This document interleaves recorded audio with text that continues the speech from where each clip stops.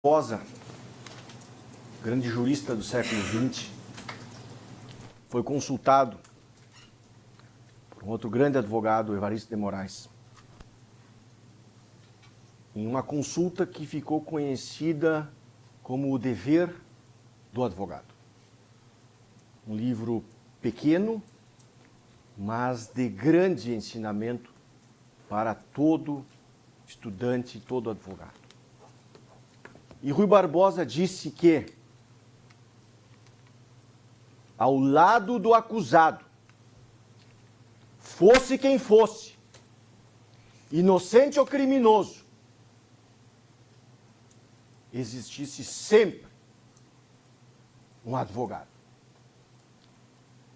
Ensinamento este, senhoras juradas, senhores jurados, que me foi passado pelo meu avô, advogado, pelo meu pai, advogado,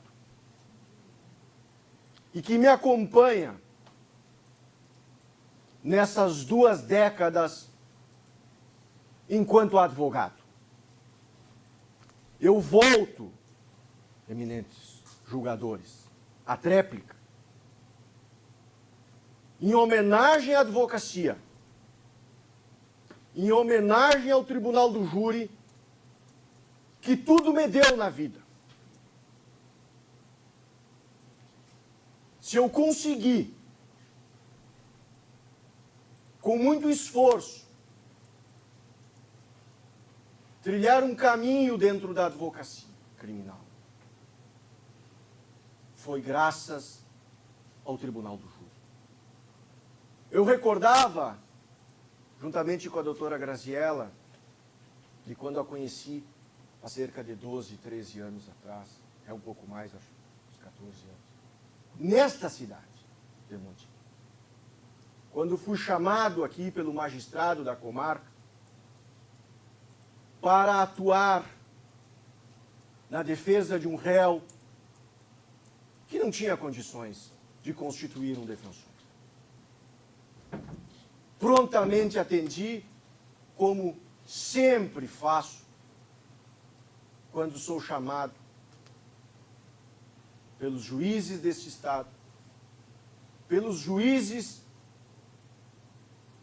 de outros estados da Federação, que precisam que ao lado do réu haja uma palavra honrada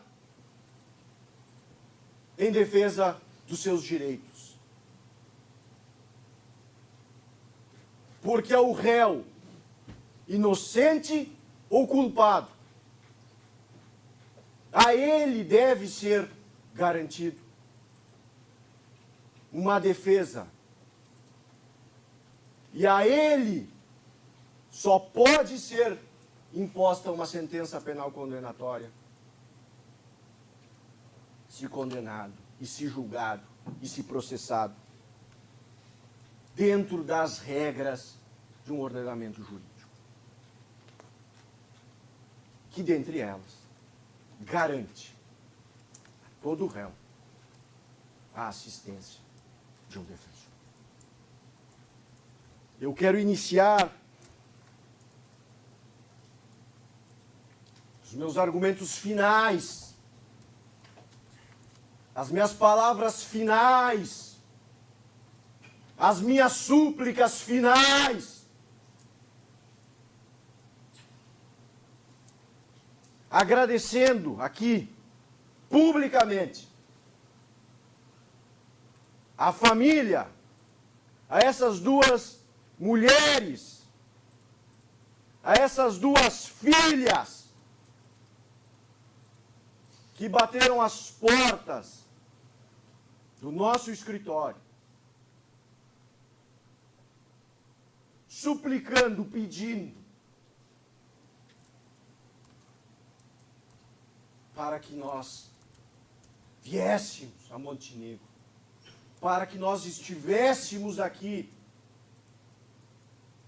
frente a toda essa dificuldade,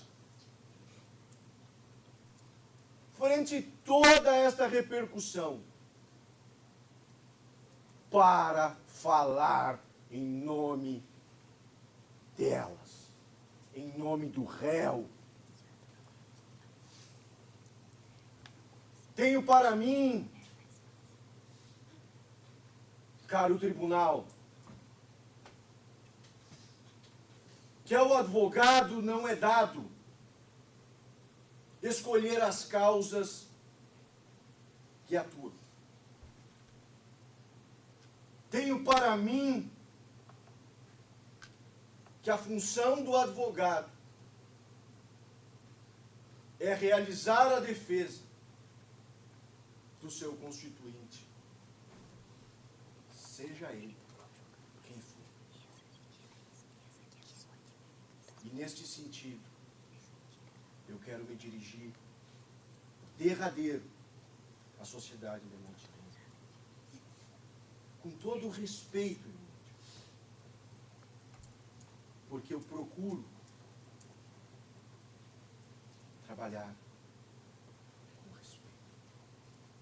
com respeito às partes, aos familiares, respeitando as dores, mas sem deixar, evidentemente, de realizar o meu trabalho. Ouvi atentamente a belíssima explanação destas grandes promotoras que abrilhantam o Tribunal do Júri do nosso Estado. Não vou me alongar, mas eu não posso emudecer, eu não posso me calar quando há argumentos ainda tenho a apresentar. Nós estamos aqui desde as 8 horas da manhã e nós estamos nos aproximando do momento final. Os senhores e as senhoras já estão cansados. Todos nós já estamos cansados. O corpo está cansado. Nós estamos chegando no momento final, no clímax deste processo que se arrasta há mais. Talvez muitos dos senhores já tenham tomado uma decisão, já tenham um entendimento de como irão proceder à votação na sala secreta. Mas se algum jurado aqui ainda procura algum entendimento, algum esclarecimento, e se é que eu posso, mesmo com todas as minhas limitações técnicas, humanas, ajudar a julgar este processo, eu não posso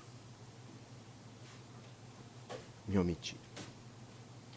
Senhores jurados, a primeira pergunta que será feita aos senhores e às senhoras diz o seguinte: não se preocupem, seguramente a magistrada vai explicar, vai ler os quesitos lá, vai explicar em que consiste os quesitos. Mas eu quero aqui aproveitar o momento para, em tréplica, diante das perguntas que serão formuladas às senhoras e aos senhores, apresentar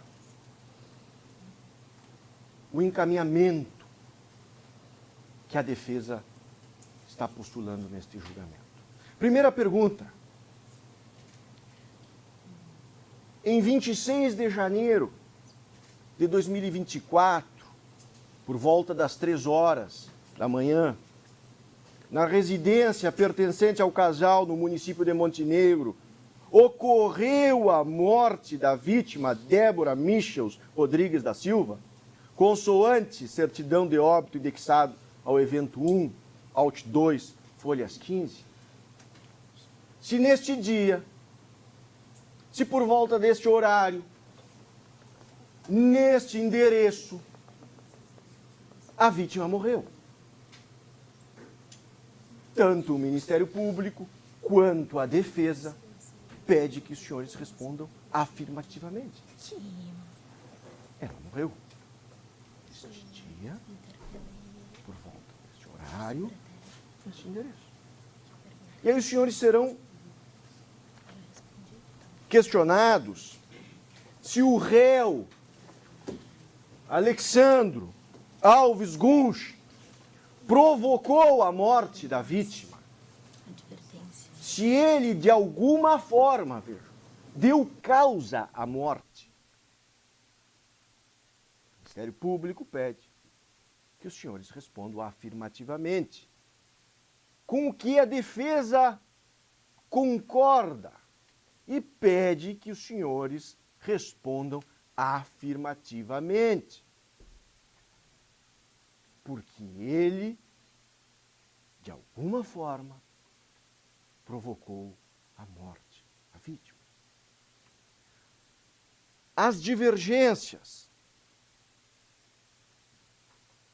surgem a partir do terceiro questionamento, que diz o seguinte: com o seu agir, o réu Alexandro Alves Gunch quis ou assumiu o risco de matar a vítima, Débora Michels? Esta é uma pergunta que há uma divergência. O Ministério Público pede que os senhores respondam afirmativamente. A defesa sustenta perante este colegiado que não, seja porque não há provas neste processo do interesse do réu de matar a vítima, de tirar a sua vida, de ter pensado, planejado, e que o ato, o resultado, morte, decorreu de uma ação que deve ser responsabilizada dentro daquilo que ele praticou, que é como bem explanado pelo Dr. Ezequiel, uma lesão corporal seguida de morte. Eu vou tentar explicar o que é isso. Talvez o Dr. Ezequiel, com muito mais propriedade, vai explicar. A pergunta que está sendo feita é se ele queria matar. Aquilo que nós chamamos de dolo. Dolo de matar. A intenção dele era matar. A promotoria pede sim. A defesa está dizendo aos senhores não. O agir dele, ao segurar a Débora, ao jogá-la contra um móvel, era lesioná-la. E aí os senhores estão encaminhando este processo para julgamento pela magistrada que preside este júri. Os senhores estarão dizendo que aqui nós não estamos diante de um crime intencional contra a vida. Esta é a discussão deste questionamento, eminentes juradas. Acaso os senhores respondam afirmativamente, dizendo que ele quis ou que ele assumiu o risco de matá-la, nós vamos passar para um quarto quesito, que diz o seguinte: os jurados absolvem o réu? Isso é uma pergunta que a lei determina que seja feita, que a gente chama de quesito obrigatório. O Ministério Público pede que os senhores não absolvam o réu. Então o jurado absolve o réu? Não. Com o que a defesa concorda. Então, se os senhores passarem o quesito, ultrapassarem o terceiro quesito no sentido de que ele quis ou assumiu o risco, os senhores serão questionados se absolvem tanto o Ministério Público quanto a defesa. Entendem? Que não. E aí, o réu estará condenado já por homicídio. E aí serão feitos questionamentos que têm como objetivo saber se determinadas circunstâncias que qualificam o crime, se elas aconteceram. Se elas aconteceram. Se os senhores reconhecem de tudo que foi debatido aqui, de tudo que foi apresentado aqui, se os senhores têm uma segurança plena, uma convicção, para responderem afirmativamente, como postula o Ministério Público. E aí nós vamos passar para a questão da motivação. O crime foi cometido por motivo torpe, ou seja, sentimento de posse e de assenhoramento da liberdade afetiva da vítima, inconformado com a separação conjugal e não tolerando as relações sociais que a vítima mantinha. O Ministério Público pede que os senhores respondam afirmativamente. A defesa pede que os senhores respondam não. Por quê? Porque nós entendemos que neste processo não ficou demonstrado. E a lei determina que este ônus, que este encargo, que esta atribuição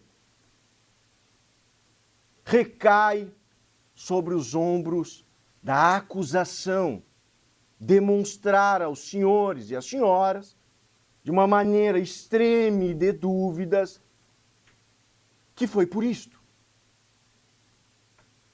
E aí os senhores vão ter que se questionar e avaliar daquilo que os senhores e as senhoras ouviram, dos depoimentos, dos debates, porque muita prova foi produzida antes deste julgamento. Aqui os senhores tiveram contato direto com 3 familiares da Débora, com o perito oficial e com o réu. Mas existiu toda uma tramitação anterior de outras testemunhas, inclusive as que depuseram aqui, vieram ao processo, falaram.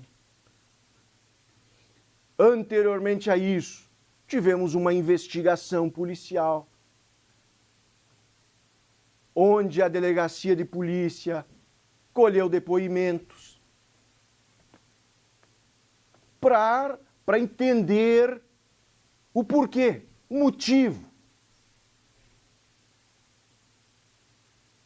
Nós tivemos aqui em plenário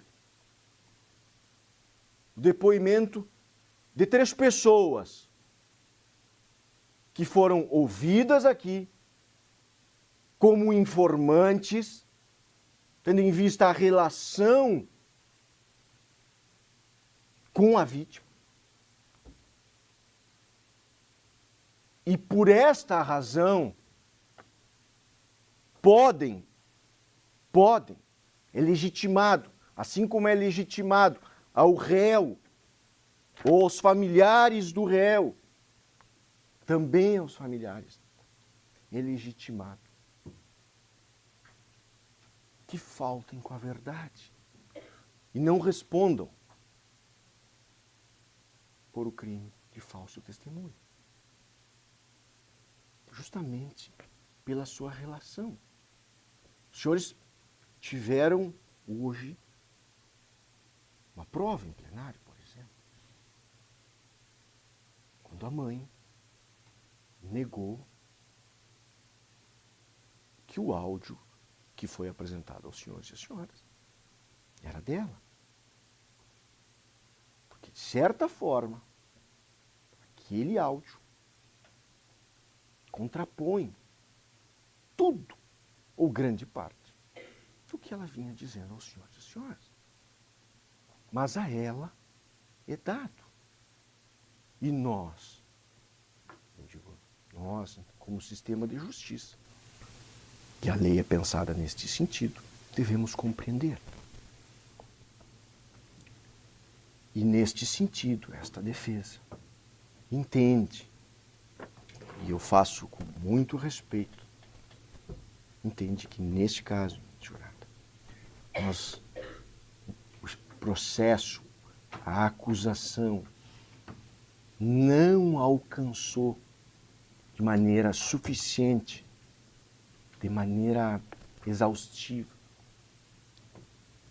a constituição deste sentimento de posse, desse homem controlador, possessivo, que tolhia a liberdade afetiva dela, não tolerando as relações sociais que a vítima mantinha. Me parece que ela sempre assim é descrita como uma mulher alegre, feliz, uma entusiasta da vida, que sempre desenvolveu a sua personalidade, seja quando gravava os seus vídeos, quando publicava suas fotos, sempre de maneira plena e livre. E é neste sentido, eminente jurada, que eu peço aqui aos senhores e às senhoras, que quando forem questionados sobre isto, se isto aconteceu, se isto está aprovado, a resposta é não. Não está. É não. É não. Não vai estar escrito no envelopezinho. Os senhores vão receber um sim ou um não. Eu quero que os senhores façam um exercício de imaginação. Esse não é um não sei. Não sei. Não restou suficientemente demonstrado.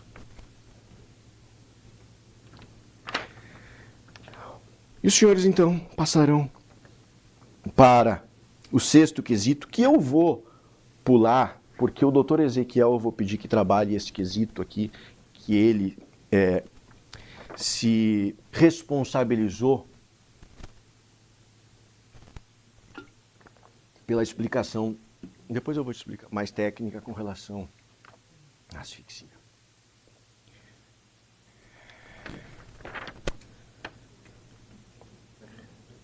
E aí os senhores serão questionados sobre uma qualificadora que a gente chama de recurso que dificultou a defesa da vítima.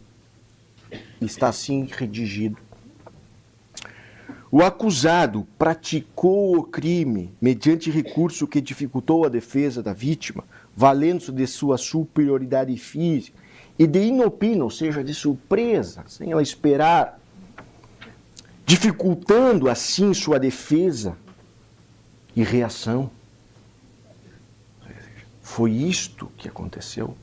Os senhores têm esta segurança, o Ministério Público entende que sim. A defesa aqui pede que os senhores respondam não. Volto a usar o mesmo argumento. Não sei. E aí nós vamos para o último e derradeiro quesito.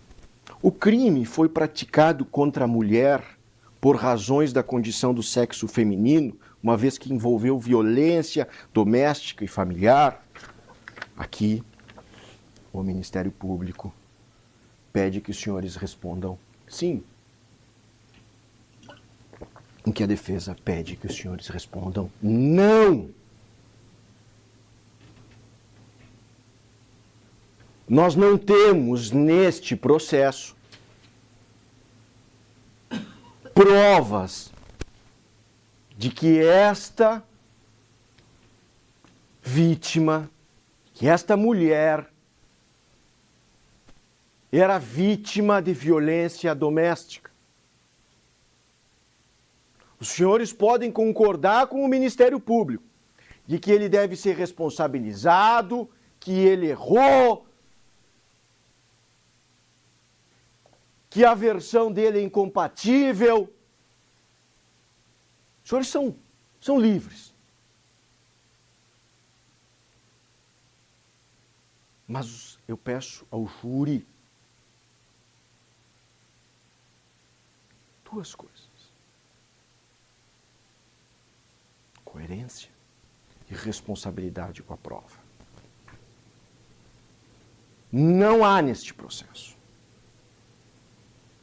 elementos capazes de demonstrar que a Débora foi vítima de violência doméstica. E aí eu peço que os senhores afastem esta circunstância. Eu vou encerrar minha fala agradecendo a este tribunal, a sociedade de Montenegro. Os senhores e as senhoras não me dirigiram nenhuma palavra hoje, porque assim determina a legislação. Talvez depois do júri a gente possa conversar sobre qualquer coisa. Mas eu quero agradecer aqui a atenção, o respeito que eu vi no olhar de cada jurado. Mesmo os senhores e as senhoras discordando de mim frontalmente. Está tudo certo. Vivemos numa democracia. Podemos divergir. E é natural que assim façamos. O que nós não podemos é nos odiar. Porque só assim nós vamos construir um país, uma sociedade e um sistema de justiça.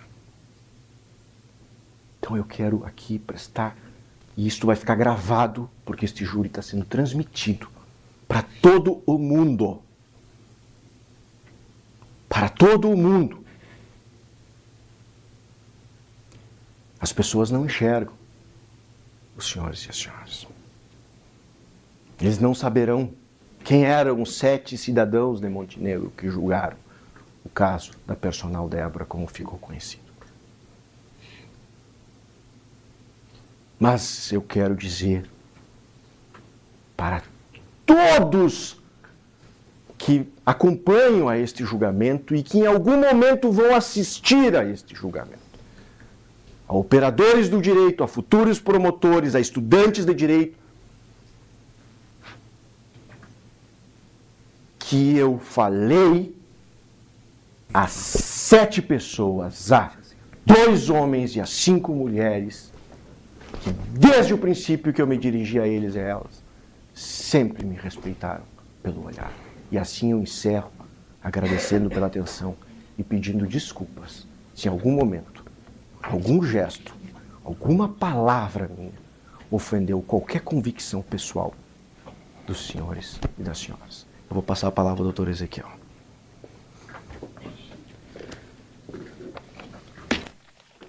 É tão natural responder que os penhascos duros respondem e para as vozes nos dão um eco. Aliás, é tão angustiante não poder responder que a natureza sábia fez os mudos também surdos, porque se pudessem ouvir e não pudessem responder, rebentariam de dor. Eu inicio a minha fala derradeira com essa frase de Padre Antônio Vieira. Quero, antes de falar com o júri, fazer uma saudação especial ao Henrique. Cadê o Henrique? Está aqui o Henrique. E faço isso por quê, Henrique? Antes, num gesto antipático meu, do teu trabalho, te disse que não conseguia me organizar com o microfone, fui deselegante, fui rude. E tu deve pensar, como diz aquela música Boca Braba, que eu sou uma cachaça. E eu te digo, de gênio, sou uma cachaça, mas de alma um guaraná. E essa música mesmo diz assim, que sei que é mim que deságua quase que 100% de todo o ressentimento dessa gente que tem mágoa. Então eu quero te pedir desculpas pela minha mágoa que eu joguei em ti, desaguei em ti de forma injusta, pelas minhas angústias, pelo meu nervosismo aqui, mas por eu ser humano. E por eu ser humano eu erro muito, erro todos os dias, mas eu não tenho compromisso com erro, então eu venho aqui te pedir desculpas, de coração, pelo jeito que eu falei contigo. Tu está aqui trabalhando e fazendo o teu trabalho.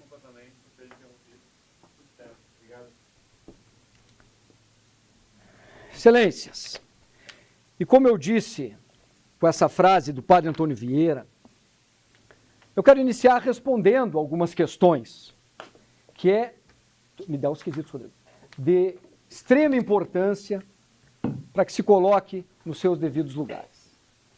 Vou tentar ser breve, o mais breve possível, evidentemente, tenho aqui uma missão de defender o réu, estamos no final, e eu iniciei falando sobre o devido processo legal, sobre o contraditório que a gente teve aqui, está tendo ainda, e sobre a ampla defesa.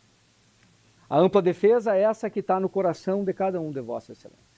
Como eu disse, não adianta eu vir aqui falar, se vossas excelências já estão aqui com a decisão tomada. A imparcialidade de vossas excelências é fundamental. E o que eu posso dizer para ti, Alexandre, é que, independente do resultado, 7 jurados nos ouviram atentamente do início ao fim. Não tiraram o olho tanto da acusação quanto da defesa. Isso demonstra por si só que querem fazer justiça. Então eu saio daqui com a consciência tranquila de que nós levamos para vossas excelências a nossa ideia da prova, assim como o Ministério Público, e eu renovo aqui os cumprimentos às promotoras, eu renovo meus cumprimentos a Vossa Excelência, dizendo que sim, Vossa Excelência é promotora de júri. Doutora Graciela, uma satisfação, mais uma vez, doutora Samanta, uma satisfação trabalhar com Vossa Excelência, e cumpriram aqui o seu papel com maestria. A gente briga, a gente debate, mas são as ideias que brigam, não são os homens, não são as mulheres que brigam. As ideias, elas brigam. E, excelências, eu preciso voltar a falar da medicina legal, porque nós não estamos aqui de forma alguma. Eu tive uma colega que me antecedeu, que fez um trabalho, como eu disse, exemplar. Eu tive assistentes técnicas nesse processo, que foram chamadas por ela, inclusive, que fizeram um trabalho exemplar. Em nenhum momento vieram dizer que o perito estava faltando com a verdade, que o perito foi fraco, que o perito está errado. Não, de forma alguma, tanto que foi a defesa, e disso eu me orgulho aqui, doutor Rodrigo, que foi a defesa que propôs a prova. Foi a defesa que pediu que o perito viesse aqui. E olha, excelências, num processo civil, eu sempre faço uma analogia, nós temos um caminho. De um lado, lá no processo de cobrança, de um lado um advogado, do outro lado outro advogado, com as partes, cada um com uma mochila cheia de provas dentro. E eles vão caminhando no decorrer do processo, largando as provas na mesa. Aquele que provou mais vai ter o resultado favorável, porque produziu mais prova. No processo penal é diferente.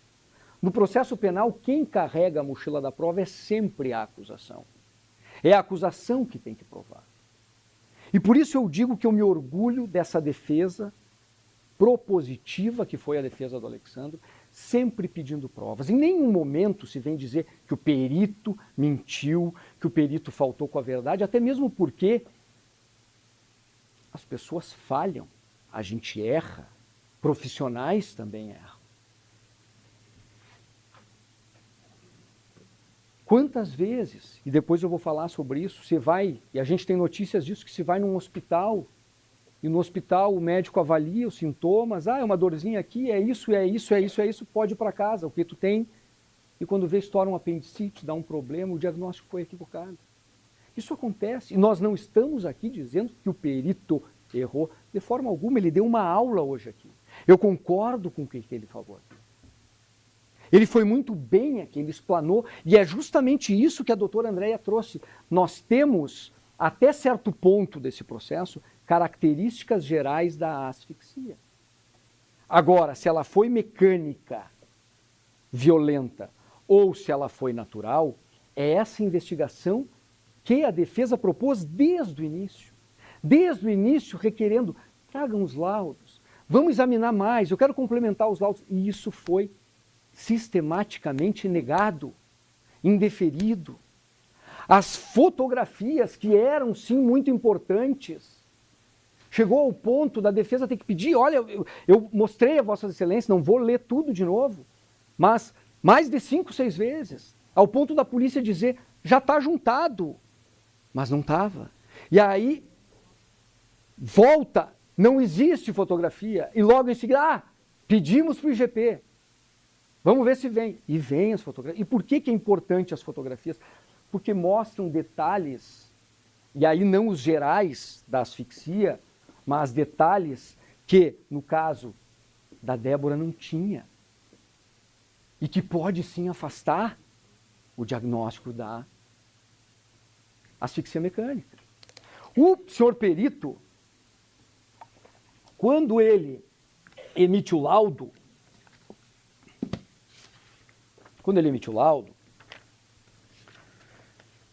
na discussão, na presente necrópsia, os achados macroscópicos não mostram uma causa traumática clara para o óbito. E os resultados dos exames laboratoriais foram negativos.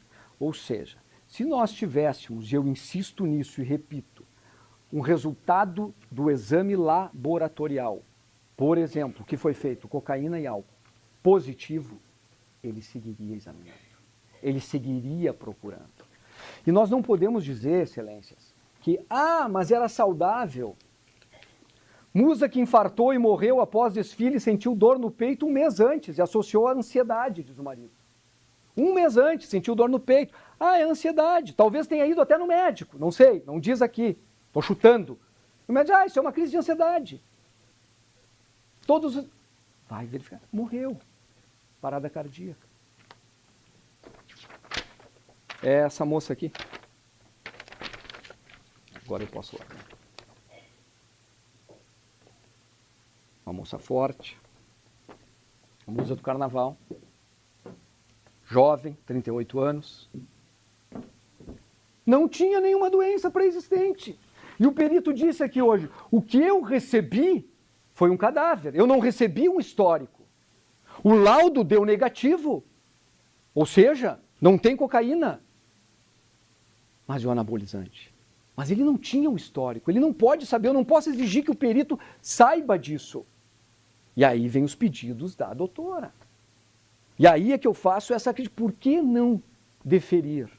Por que não dar para a defesa uma prova que não é para a defesa?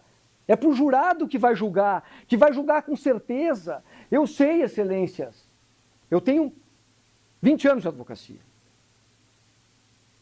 Às vezes me perguntam assim, o senhor quer ser juiz? Sabe que 1/5 das vagas para juízes dos nossos tribunais são para promotores de justiça e para advogados. Me perguntam, tu quer ser juiz? Eu falei, nunca. E não porque eu não ache digno o que o juiz faz, eu admiro demais o que o juiz faz. Mas eu sei a pressão que é ser juiz. Eu sei o quão difícil é ser juiz. Eu sei como é difícil julgar, por quê? Porque eu já sentei onde vossas excelências estão sentadas. A minha missão mais difícil até hoje dentro do direito foi ser, enquanto estudante de direito, jurado. Funcionei em 5 júris, assim como vossas excelências hoje estão funcionando na comarca de Santa Cruz do Sul. Um deles não me sai da cabeça nunca. Vou levar para sempre a lembrança de uma mulher condenada por 4-3 por ter matado o marido. Todos os dias, o marido chegava bêbado em casa e batia nela. Todos os dias ela era humilhada. Todos os dias ela sofria violência, até que um dia ela estourou. Ela não aguentou. Ela reagiu, ele caiu no chão, desmaiado. Ela acertou as partes baixas dele, caiu no chão desmaiado. Ela sai, vai na garagem, busca um arame e estrangula ele com um arame. O promotor de justiça, na época, era meu professor, dizia, para que tenha sido legítima defesa, tem 4 degraus. E ela tropeçou no degrau da moderação. Ele já estava desmaiado, ela podia ter fugido. Sim, e eu, na minha juventude, nos arrobos da juventude, estudante de direito, é verdade. Ela se excedeu, não podia, tropeçou no último degrau. E foi condenada por 4-3 com o meu voto. Uma pena altíssima. Eu sei a responsabilidade de ser jurado. Musa que infartou. Jovem de 28 anos morre de ataque cardíaco. Mãe culpa o excesso de cafeína. Os médicos disseram que veem isso acontecer muito com pessoas que tomam muito pré-treino ou bebidas energéticas, mas não revelaram a causa da morte. Jovem de 28 anos, olha, também não devia ter nenhuma doença pré-existente. E o que pede a doutora Daniela? Ela pede o impossível, ela pede para produzir, não, ela pede os documentos que estão nos autos. Vem para mim, os documentos estão nos autos, para eu poder levar para uma assistência técnica, para me dizer se não tem fundamento. Essa eu li antes para Vossa Excelência. Tão jovem, fisiculturista comete o erro grave e morre aos 20 anos durante a competição. É aquele caso que o treinador disse que ela fazia uso de suplementos perigosos sem autorização dele.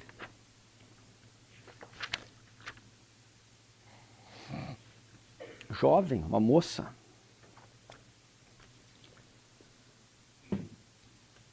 E aí, quando eu vou ler, Excelências, a medicina legal, marquei tanta coisa aqui.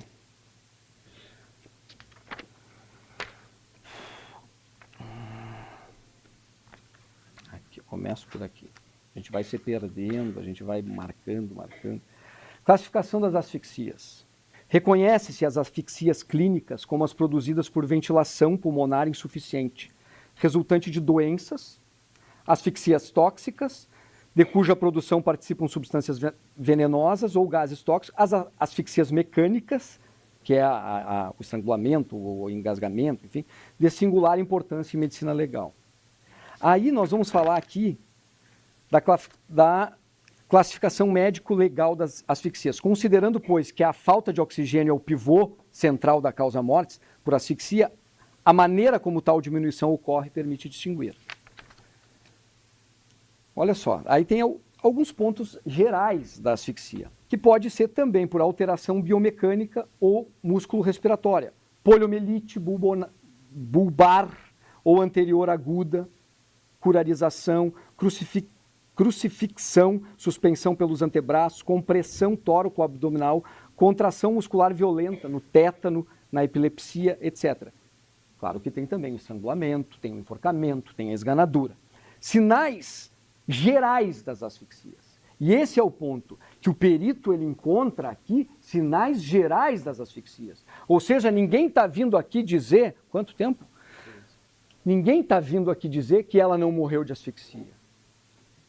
O que está se propondo é, vamos investigar melhor. Era isso que a defesa estava propondo.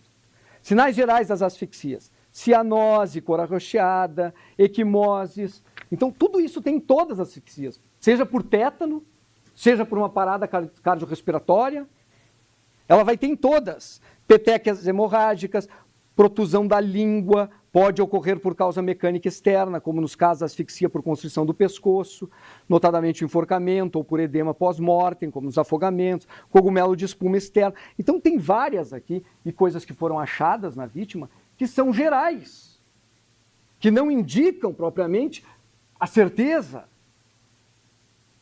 E aí vem aqueles dados que eu trago para Vossa Excelência. Nada nas unhas, nenhuma marca nele. E eu acho que eu não sei se eu entendi direito, que a doutora falou antes que ele tinha marca nas mãos. Eu já vou, antes que eu me esqueça de falar sobre isso. Está aqui o laudo pericial dele. Foi feito no dia 27 de janeiro de 2024, às 12 horas. Escoriação em região retroauricular direita. Tá? Daí responde que sim, é só essa escoriação retroauricular direita. Oi? Ah, tá, desculpa. Eu achei que fosse. Eu não entendi, desculpa. Tá. Ele não tinha nenhuma escoriação. E aí, somo a isso essas questões que falei para Vossas Excelências. Mas vamos lá. Afora as características genéricas e sinais inespecíficos próprios, em maior ou menor grau, comuns a todas as asfixias, cada uma das modalidades tem também peculiaridades. Os sinais, que palavra, anatomopatológicos especiais que servem para identificá-las. Como é ser disso, cada um desses sinais tem relação direta, quer com o modo, quer com a condição em que cada asfixia ocorre. Aí nós vamos para as asfixias em espécie, tá? Daí começa a falar do enforcamento. Não é o caso aqui, mas eu vou ler para Vossa Excelência o enforcamento, porque depois, quando o autor fala da esganadura, ele faz referência às lesões do enforcamento, para não repetir tudo, para evitar. Aquilo lá serve para isso aqui também. Tá? Eu vou ler isso para vocês, para Vossa Excelência. Não raro se observa exoftalmia. Exoftalmia. O que é isso? É o olho sair para fora. É o olho sair para fora. Claro, pela constrição, pela força, ele sai para fora. Eu mostrei já para Vossa Excelência que ela não tinha isso. E ou protusão da língua além dos limites da arcada dentária. Língua para fora. Também não tinha isso. A face mostra vultuose cianótica. Máscara, equimótica, cianose. Cianose dos leitos ungueais, que é os dedos, o leito ungueal roxo. Tá? Esse livro aqui não fala em raro. Eu até acho, doutora, aqui antes, quando a senhora me falou, sabe, a doutora aqui, que era raro, depois eu fui ler, a senhora me deu um vazare, mas eu sei que foi sem querer. E eu, é raro, mas acontece. Mas não era aquele sintoma, depois eu vou ler para a senhora. Na verdade, o ungueais aqui, a cianose ungueal, ela não é tida como rara. Depois eu mostro aqui para a senhora, eu vou ler aqui. Não, foi, aqui ó, foi sem querer o seu vazário. Ó. Cianose dos leitos ungueais, equimoses subconjuntivais, petequias da face e pescoço, equimoses puntiformes nos lábios, é isso, ó, raras no enforcamento. Raras no enforcamento. Então, no caso da esganadura, não é raro. Então, não é raro. Os dedos, a ponta dos dedos roxos, ela não tem. Por isso a importância que a doutora Daniela dava para que viessem essas fotos. E que eu não consigo entender, de verdade, por que não vi. Não consigo entender.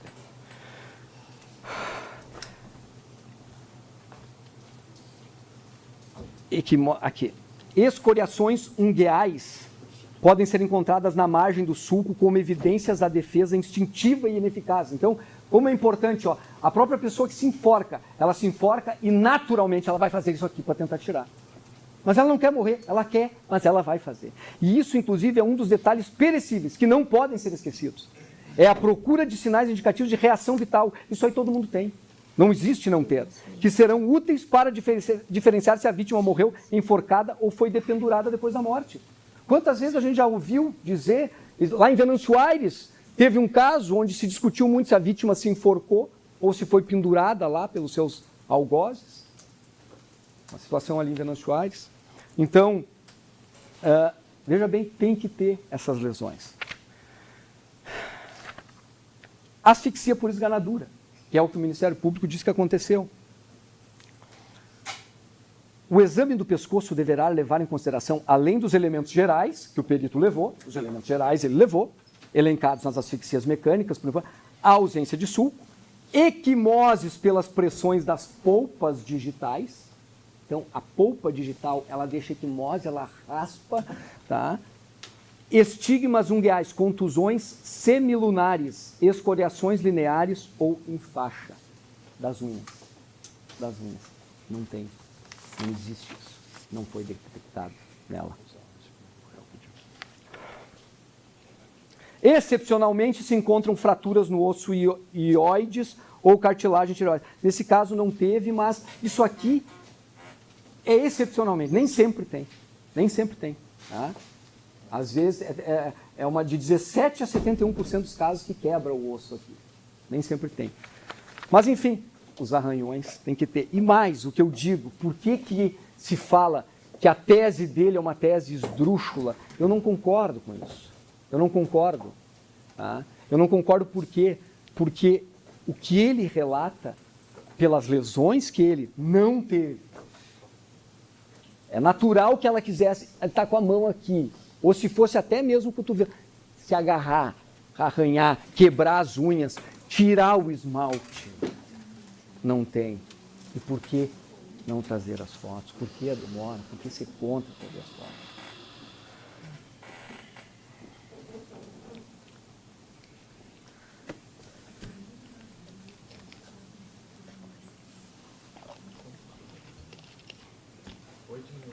Oito minutos, tá.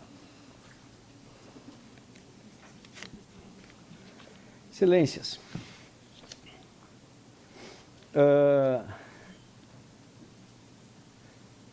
Ela não tem a projeção da língua, ela não tem os olhos para fora, ela não tinha o pescoço sem marca de unha do agressor, tá?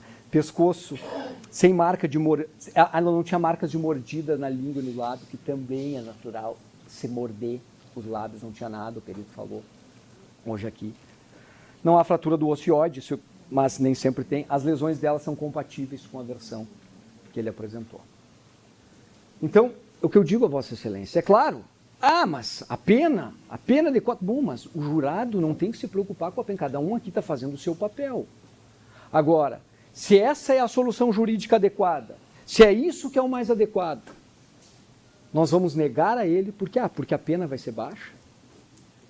Não me parece razoável. E me parece, inclusive, pedir para que Vossas Excelências, ao tomar esse tipo de decisão, violem o próprio juramento que fizeram hoje pela manhã. Concito-vos a examinar esta causa, com imparcialidade e de acordo com os ditames da lei, da justiça. Então, Excelências, o quesito 6, que o doutor Rodrigo pediu para que eu explicasse, o crime foi cometido com um emprego de meio cruel, ou seja, asfixia. Eu vou impugnar o quesito, doutora, para que conste como consta na denúncia. Pois esganou a vítima levantando-a do solo até a destruição da sua vida. Porque é isso que está na denúncia. Não pode ser suprimido isso. Não tirem mais isso da defesa. Então, o crime foi cometido com emprego de meio cruel, ou seja, asfixia, pois esganou a vítima. O perito disse hoje que isso, esganar, não. Aqui a resposta é não. 7. O acusado praticou o crime mediante recurso que dificultou a defesa da vítima, valendo-se de sua superioridade física e de inopino, dificultando assim a sua defesa e a reação. A doutora magistrada suprimiu da denúncia apenas a parte esganou a vítima. Olha o que diz aqui a denúncia.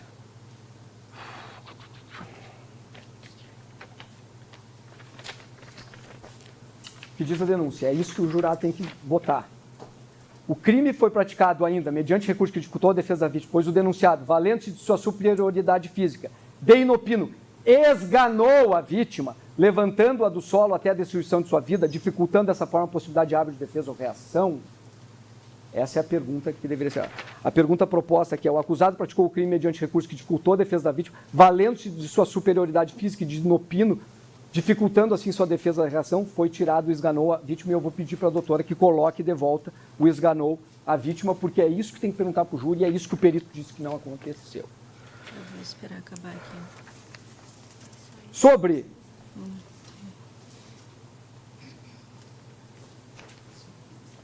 quanto tempo eu tenho, Eduardo? 4 minutos. Eu quero passar o vídeo da delegada, porque assim, hoje se disse aqui que a tese da defesa é esdrúxula, que nós estamos aqui praticamente subestimando o jurado. Bota o que a delegada, respondendo uma pergunta da doutora Daniela. Segura. Doutora Cleusa, 25 anos, teve todo o currículo dela lido aqui pela doutora promotora. Uma excelente policial civil. Fez um excelente trabalho. Olha o que ela disse. A senhora recorda se o corpo tinha indício de defesa, alguma... Se ela não tinha nenhum indício de uso de entorpecente, que ela estaria lúcida no momento da agressão, houve algum tipo de tentativa de defesa? Isso não tem como lhe dizer. O que tem, ela tem lesões, que podem ser decorrentes de tentativa de defesa. Como a lesão que ele tem, pode ser da versão dele ou pode ser de tentativa de defesa. Agora, isso não tem como lhe dizer. Ela tinha lesões no corpo, tinha. Está acelerado, eu acho. Ela não fala nessa velocidade. Tem como botar o áudio normal? Eu pessoalmente não consigo nem compreender quanto Veio aqui Esse nessa. já está nessa. O Mas... que eu tenho já está na 1.0. Então vamos ter que colocar de novo, doutora. Só coloca o finalzinho dela. Não tem problema. A senhora tentou ajudar. Só deixa eu carregar aqui. Mas dá para entender, ele está acelerado. A senhora recorda se o corpo tinha indício de defesa, alguma... Se ela não tinha nenhum indício de uso de entorpecente, que ela estaria lúcida no momento da agressão, houve algum tipo de tentativa de defesa? Tá acelerado. Isso não tem como lhe dizer. O que tem, ela tem lesões, que podem ser decorrentes de tentativa de defesa. Como a lesão que ele tem, pode ser da versão dele ou pode ser de tentativa de defesa. Agora, isso não tem como Continua. lhe dizer. Ela tinha lesões no corpo, tinha. Pode ser numa tentativa de defesa dela, aquele arranhão, o único arranhão, o que é incompatível, ela teria feito muito mais arranhões nele. Ou pode ser da versão dele. A própria delegada disse isso. A própria delegada fala isso. E por fim, Excelência, eu não vou mais tomar o tempo de Vossas Excelências. Eu quero pedir que Vossa Excelência feche os olhos por 10 segundos. Prometo que vou ser rápido. Fechem os olhos. E pensem agora, enquanto com os olhos fechados, que Vossas Excelências, mesmo com isso que foi dito, porque é melhor lavar as mãos, mesmo com o que foi mostrado aqui, mesmo com a falta de lesões, vocês condenam porque a sociedade quer, porque tem muito feminicídio. Agora abram os olhos, Excelências, e pensem que lá não é o Alexandro. Quem está lá é um filho de Vossas Excelências sentado no banco dos réus. Muito obrigado. Não tenho mais, eu devolvo a palavra, senhora presidente. Doutora, eu queria que o senhor repetisse, por gentileza, o que o senhor disse a respeito do quesito 6. O crime foi cometido com emprego de meio cruel, ou seja, asfixia, pois esganou a vítima, levantando-a do solo até a destruição de sua vida. É o que está na denúncia. Tá bom, eu só tô fazendo o pedido. A qualificação é só asfixia legal. Ah, mas tem que botar que é esganadura, né? É esganadura. O Tá bom. Tipo penal fala em asfixia. Tá bom, eu só estou impugnando. Mas se a senhora não quiser deferir, tá bem. Tá. E a o outra... 7, como é que é? E o 7 é que a senhora tirou o esganou a vítima. Só essa parte a senhora tirou. Defesa da vítima, violência. Ginopino esganou a vítima, dificultando assim a sua defesa. Na verdade, já atacou a vítima, mas Seis, o enfim. Ministério Público Oi? não tem, o Ministério Público não concorda, Excelência, porque a redação do próprio dispositivo legal, né? Asfixia ou meio cruel. Só coloca a impugnação. Mas tem que ter a modalidade conforme está na denúncia. Entendo eu, não sou o dono da verdade, mas entendo eu que a fonte do quesito, depois que terminou o libelo, passou a ser a denúncia, ou a pronúncia. Então...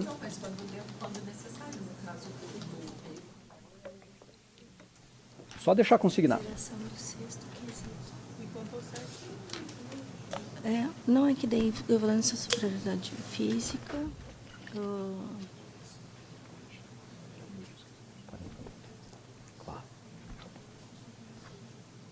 Pode ser aí. Henrique.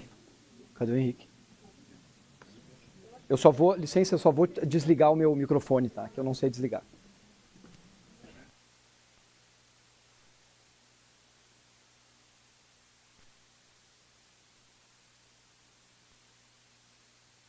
Só a denúncia.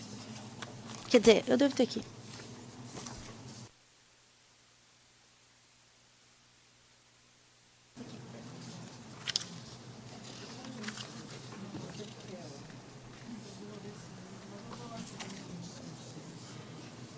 Pronuncio.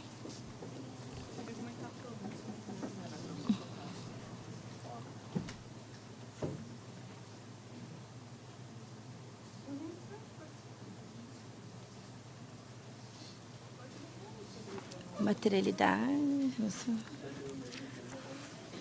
Pois é, o da asfixia tá bem aqui no qualificadora da asfixia. Não, tá bem exatamente aqui.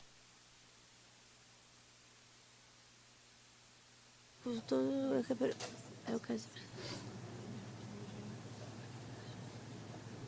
Tá, daí coloca aqui como tá na pronúncia. Aliás, isso aqui é pronúncia ou confirmação da pronúncia?